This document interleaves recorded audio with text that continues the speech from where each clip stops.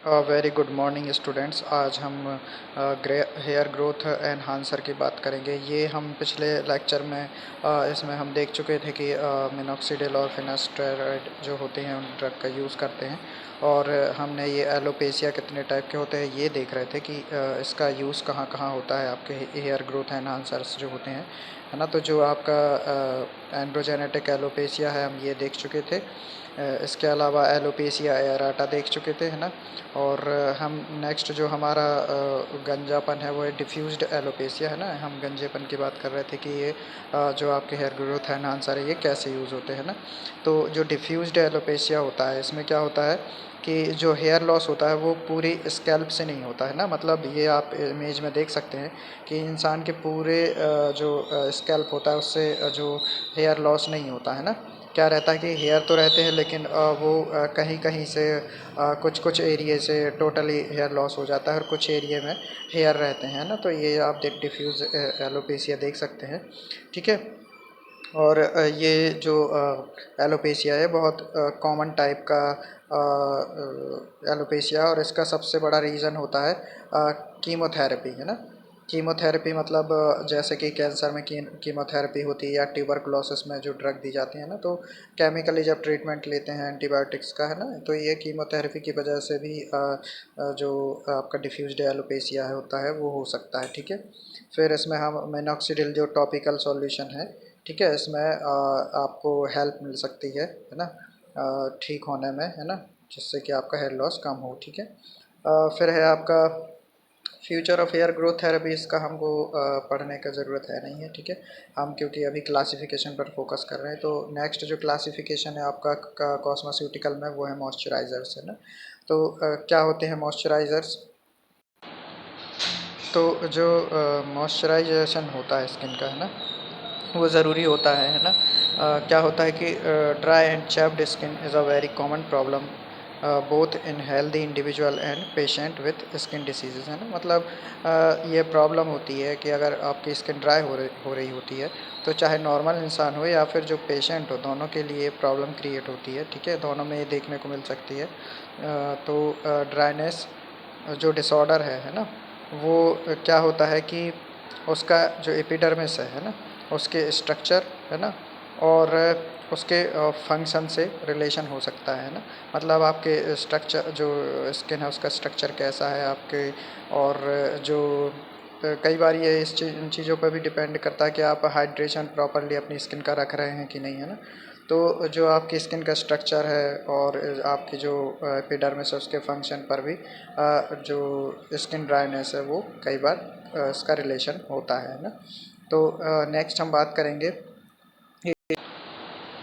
तो जो मॉइस्चराइज़र्स होते हैं वो क्या करते हैं कि स्किन हाइड्रेशन को इंक्रीज़ कर देते हैं। मतलब जो हमारी त्वचा होती है उसमें वाटर का ट्रैपिंग बढ़ा देते हैं ना, लॉस को रोक देते हैं, या फिर उसमें वाटर का हाइड्रेशन बढ़ा देते हैं, ठीक है। जिससे क्या होता है कि जो स्किन होती है ना, उसका फिजिकल और केमिकल नेचर, ठीक है, चेंज हो जाता है, ठीक है। उससे हमारी स्किन क्या हो जाती है, स्मूथ, सॉफ्ट और प्लाएबल हो जाती है, ठीक है।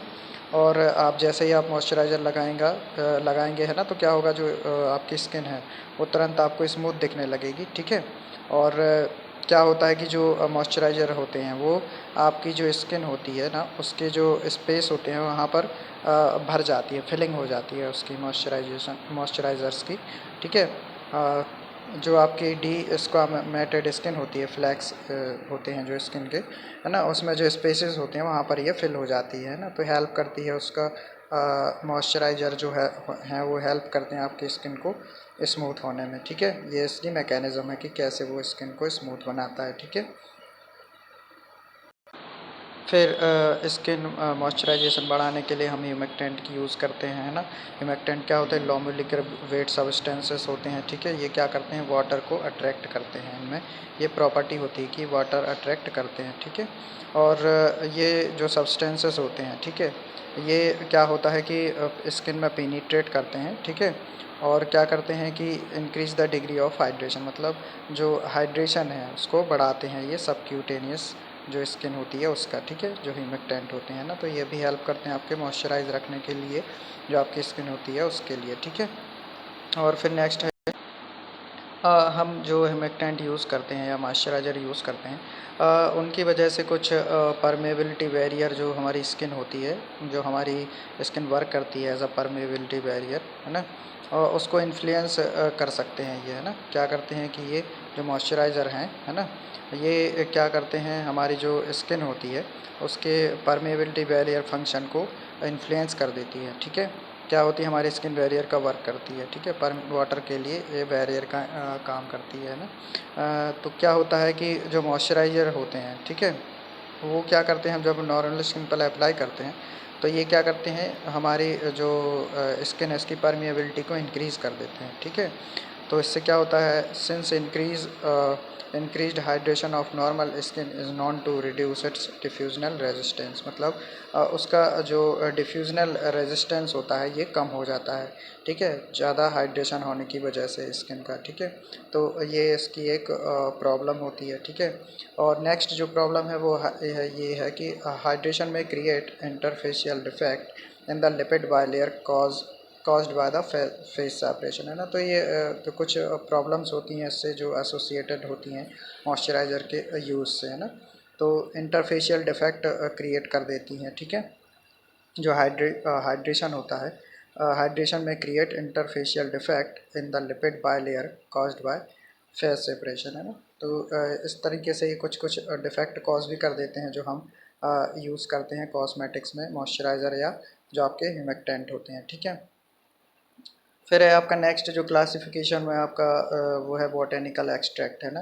तो बोटेनिकल एक्सट्रैक्ट आप समझते ही होंगे कि क्या होते हैं, कि ये नेचुरल एक्सट्रैक्ट होते हैं, चाहे एनिमल से मिले या फिर आपके जो पेड़ पौधे हैं उनसे मिले या फिर इनका ओरिजिन मिनरल से हो, है ना। तो ये क्या होते हैं, ये यूज़ होते हैं एज अ एक्टिव इंग्रेडिएंट्स, ठीक है। ये ड्रग्स में भी यूज़ होते हैं और कॉस्मेटिक्स में भी यूज़ होते हैं, और ये बहुत लॉन्ग टर्म से यूज़ होते चले आ रहे हैं। जैसे कि एग्जांपल आप देख सकते हैं, ऑयल, बटर, हनी, बीज bags, lead, led and lemon juice, ठीक है। तो ये बहुत कॉमन इंग्रेडिएंट हैं जो कि आपके ब्यूटी या कॉस्मेटिक्स प्रोडक्ट में यूज़ होते हैं, ठीक है। तो जो एक्सट्रैक्ट होते हैं बॉटेनिकल एक्सट्रैक्ट, ठीक है, वो कॉस्मेटिक इंडस्ट्री में यूज़ होते हैं एज अ एक्टिव इंग्रेडिएंट, ठीक है। कॉस्मेटिक इंडस्ट्री में बॉटेनिकल यूज़ होते हैं, बॉटेनिकल एक्सट्रैक्ट यूज़ होते हैं एज अ एक्टिव इंग्रेडिएंट, ठीक है। और इसमें कई सैकड़ों केमिकल स्ट्रक्चर हो सकते हैं जिनकी हमको प्रोवन एक्टिविटी मतलब पता है हमको उनकी एक्टिविटी, ठीक है। Sometimes the isolation and purification led to the loss of biological activity, ठीक है। तो ये एक आपको एक टिप दी हुई है कि प्योरिफिकेशन और आइसोलेशन के ड्यूरिंग इनकी बॉटेनिकल एक्टिविटी कई बार लॉस हो जाती है जो आपके एक्सट्रैक्ट होते हैं, ठीक है। जो फिर जो बॉटेनिकल एक्सट्रैक्ट होते हैं, ठीक है, ये कई सदियों से यूज़ होते आ रहे हैं और आज भी इनका यूज़ होता है, ठीक है। जैसे कि कुछ प्लांट होते हैं उनके पाउडर आप देख सकते हैं कि हिना, जो हिना होती है वो हेयर कलरिंग में यूज़ होती है, ठीक है। कुछ स्क्रब्स के एज ए यूज़ होते हैं जैसे एप्रिकॉट कॉर्न, ठीक है। कुछ मास्क की तरह यूज़ होते हैं ओट फ्लोर, ठीक है। तो इस तरीके से ये बहुत पहले से एंशियंट टाइम से यूज़ होते आ रहे हैं, ठीक है। और इनका यूज़ कैसे कर सकते हैं, आप इनको टॉपिकली अप्लाई कर सकते हैं स्किन पर, ठीक है। इनको ओरली ले सकते हैं, इनको इंजेक्ट कर सकते हैं, ठीक है। और ये डिपेंड किस चीज़ पे करता है कि मतलब हमारे जो यूज़ है उस पर डिपेंड कर सकता है कि हम कैसे इसको एडमिनिस्टर करेंगे, ठीक है। अ, अगर इसमें कोई टॉक्सिसिटी ना हो तो हम इसको एडमिनिस्टर कर सकते हैं, या तो अप्लाई कर सकते हैं या ओरल ले सकते हैं या फिर इंजेक्ट कर सकते हैं इनको, ठीक है। फिर इनकी जो एक्टिविटी है, एक्सट्रैक्ट हैं जो बॉटेनिकल एक्सट्रैक्ट, इनकी क्या क्या एक्टिविटी हो सकती है, तो ये मैं आपको पीडीएफ दूंगा तो आप इनको रीड कर लेना एक बार, ठीक है। जैसे कि ये एंटीऑक्सीडेंट हो सकते हैं, ठीक है। तो एंटीऑक्सीडेंट क्या होते हैं, ये फ्री रेडिकल स्कैवेंजर होते हैं ना। फ्री रेडिकल को ये क्या करते हैं, फ्री रेडिकल को ये डैमेज करने से, हमारी स्किन को डैमेज करने से रोकते हैं, ठीक है। तो एजिंग वगैरह से भी ये प्रोटेक्ट करते हैं हमारी स्किन को, ठीक है। और they act by degrading the skin structural fibre cell members the membrane DNA और बाय क्रिएटिंग इन्फ्लामेटरी रिएक्शन, है ना। तो ये जो फ्री रेडिकल होते हैं ये हमको जो ये जो फ्री रेडिकल होते हैं ये इस तरीके से हार्म करते हैं हमको, जो ये लिखे हुए हैं, ठीक है। जो इस कोलेजन फाइबर होते हैं, इलास्टिन प्रोटीन होता है उसको डैमेज करते हैं, ठीक है। डीएनए और सेल मेम्ब्रेन, और वहाँ पर ये क्या करते हैं, इन्फ्लामेटरी रिएक्शन देते हैं, ठीक है। तो ये जो एंटीऑक्सीडेंट होते हैं ये फ्री रेडिकल को जो है वो डैमेज को, फ्री रेडिकल से होने वाले डैमेज को रोकते हैं, ठीक है। फिर ये आपकी मैकेनिज़म्स वगैरह दी हुई हैं, तो ये आप एक बार रीड कर लेना, ठीक है। इस पर हम फोकस नहीं कर रहे हैं ज़्यादा, क्योंकि जो हमारा मेन फोकस रहेगा वो है आपके क्लासिफिकेशन पर, और हम सिर्फ क्लासिफिकेशन ही देख रहे हैं, ठीक है। तो जो नेक्स्ट क्लासिफिकेशन में आपका पॉइंट है वो है टॉपिकल रेटिनॉइड्स, ठीक है। तो जो रेटिनॉइड्स होते हैं, ठीक है, रेटिनॉइड्स होते हैं, ये क्लास होती है, ठीक है। ये क्लास होती है फार्माकोलॉजिकल कंपाउंड्स की, ठीक है।